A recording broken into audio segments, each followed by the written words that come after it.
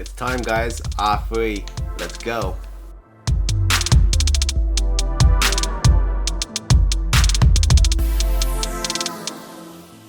Hey, what's up guys? It's been a minute since I last chatted with you guys, and I want to make a quick video to give you an update with what I've been doing, and I want to let you guys know about this awesome R3.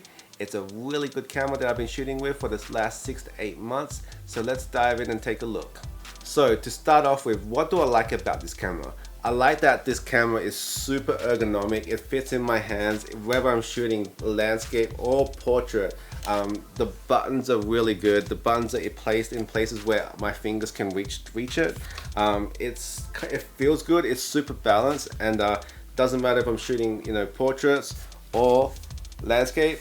It fits and feels good in my hands. Another thing that I really love about this camera is the build quality. The build quality is good. You can hit someone with it if someone decides to mug you. It's a camera that is used outdoors. It's used in the wild. It's built like a tank. You don't have to worry about it breaking on you. So one of the main selling points of this camera is the fact that this camera can do 12 frames mechanical and 30 frames electronic. But with a recent update, this can actually go up to 195 frames per second. I've not tested it, I've not needed to shoot it, but that is an amazing thing to actually have in a digital camera. The thing that you gotta be careful about though, is the fact that if you're shooting 30 frames a second, that means you're gonna have to look through a lot of images, which I have done in the previously, and it's a time consuming thing to do. So it is an amazing thing to have 30 frames a second, but just know you're gonna be spending a lot of time looking for images.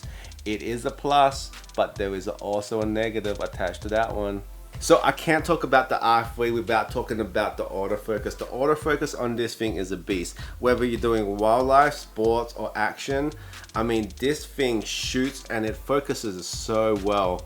This is probably the best focusing system that I've ever used on any camera ever. So if you need to focus and you need to track a subject, boom, boom, zoom, zoom, this is the camera that you should be looking at. Something that I really love about this camera is the color profiles. Canon, I don't know, Canon just nails it for me. Every time I look at Canon photos, I feel like it's always a little bit better just because of the colors. I'm not really much of a stickler on sharpness and stuff, but when it comes to skin tones, when it comes to product photography and like just getting those colors right, I think Canon does it better than Sony. I think Canon, I'm gonna say it, I feel like Canon color science is better than Sony. It's better than Nikon, and I just like the way images look color-wise compared to the other brands. One of the things I really love about this camera is the video features. The video features on here are really awesome. If you're someone like me that does a lot of photos and I have to switch from taking photos to videos like instantly, you just flip the switch, you press the record button, and you can save your settings. So if I'm just going this, I'm just like pow pow pow pow pow, switch to video, and then I'll switch back to photos. And doing that, I think this camera does it really well. I do like the slow motion. It looks amazing. It like when I go back and watch it, it's amazing. It's amazing. I mean, I can't stress enough how good it looks when I do 4K 120. So it's exciting. For video, this is a beast. This is a beast. So that's a few things that I really like about this camera. Now let's dive in and look at a few things that I don't like about this camera. So I said this camera feels good in my hands. It's ergonomic, but the thing I don't like about it is the size.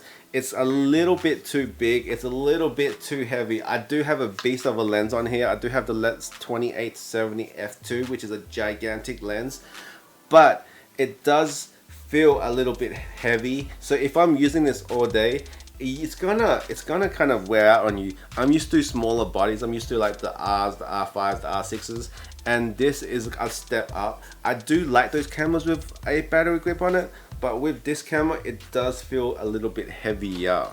The one thing you gotta be worried about with this camera, when you put this into certain camera bags, it is a little bit big. So you might wanna check if this actually fits in your camera bag, but you may need to buy a new camera bag if you get this camera. But that's not an issue because this is a $6,000 camera. If you can afford this, I'm guessing you can afford a new camera bag. When this camera came out, there was a lot of talk about eye control AF.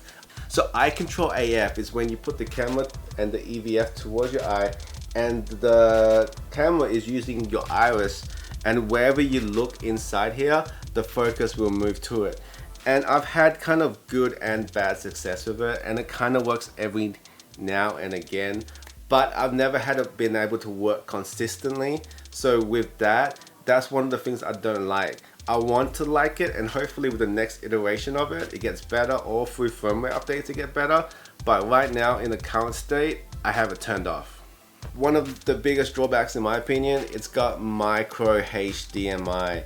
I wish this has a full HDMI. I do a lot of stuff that goes out to recorders and other like live streaming and stuff, and I wish it had a full HDMI.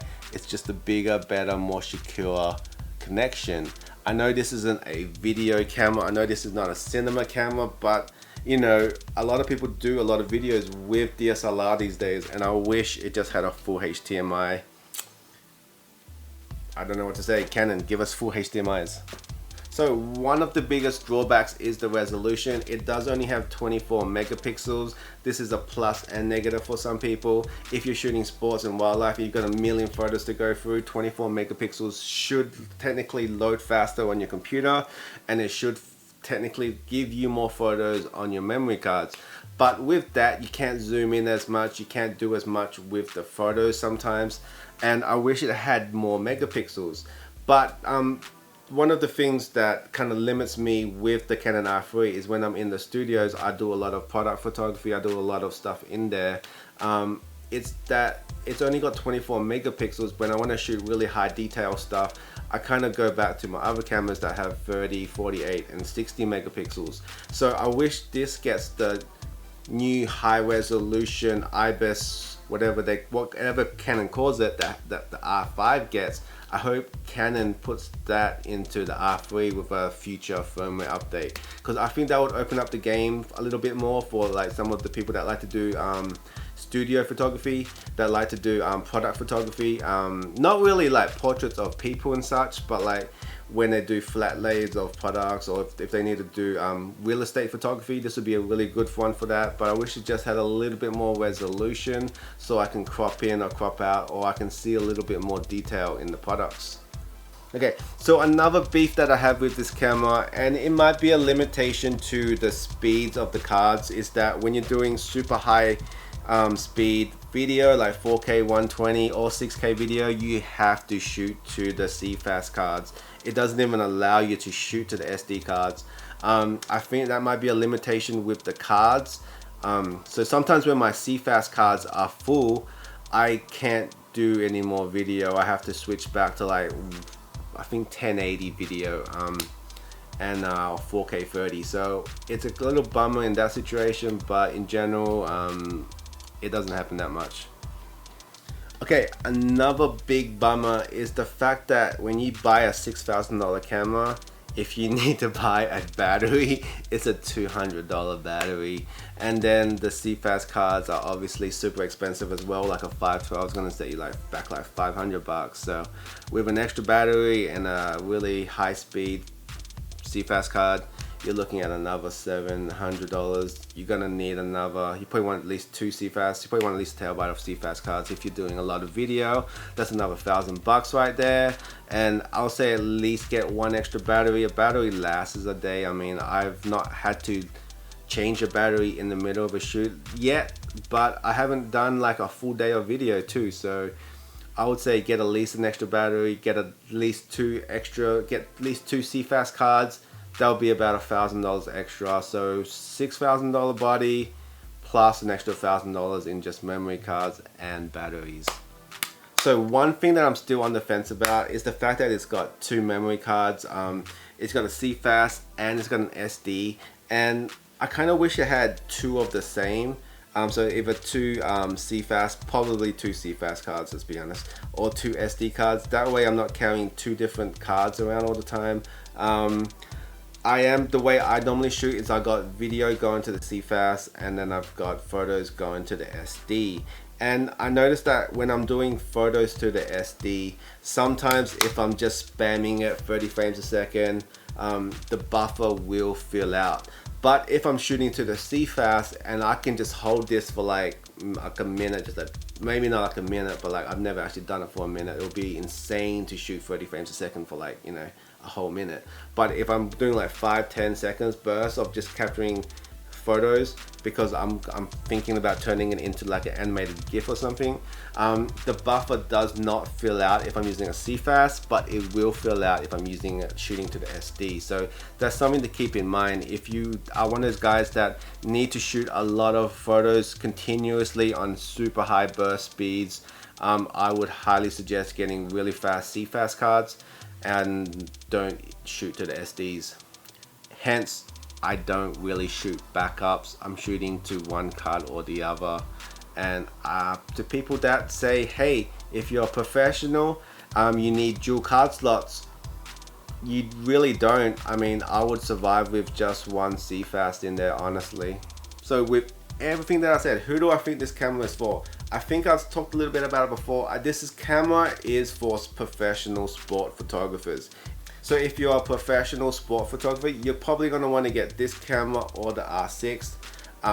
This camera just does a really good job. If you're doing a lot of indoor sports, this is definitely the camera to get. It's got it's a full frame sensor, so you get a little bit better low light. It's got amazing autofocus, right? This is probably the best camera you can get for your money for indoor sports photography and sports photography in general. Because this is a great camera for sport photographers, this is also a great camera for wildlife photography. But I've got to tell you, I think it's a little bit expensive for most wildlife photographers, so I'm going to lean towards maybe the R6 or even the R7 for wildlife. You get a little bit more reach with the R7 because it's a crop sensitive camera. But if you got the money to spend, definitely I would suggest it. If you don't have the money, the R6 and the R7 are great options to look into for wildlife photographers if you don't have money. Okay, so lastly, would I recommend this camera? The Canon R3, I would highly recommend it if you are a working professional. I would say it's an amazing camera. It's great if you have the budget for it. Even if you had the budget for this and you only have one camera, I would highly suggest you just get two Canon R6s. You're gonna have two cameras, you're gonna be able to do more. If one fails, you have a spare one. I think the autofocus on the R6 is pretty damn good as well. I think the R3 is better, but the R6 is a damn good camera, especially if you get the Mark IIs. Or even if you don't get the R6s, you can for the same price of an R3, you can get one R5 and one R6. You have two amazing cameras. If you get the R5, you have those higher, bigger resolutions. On the R6s, you a little bit less resolution, but an amazing camera. There's a lot of R's in this video. Okay, so that's it for now. I hope you learned something. I know it's been a while since I last talked to you, and hopefully I'll talk to you guys a lot more about some of the stuff that I've been using and doing. I'm excited to be back, and I want to be back. I want to do more, so stay tuned. Hit that subscribe button if you haven't, and I'll hopefully see you in the next video.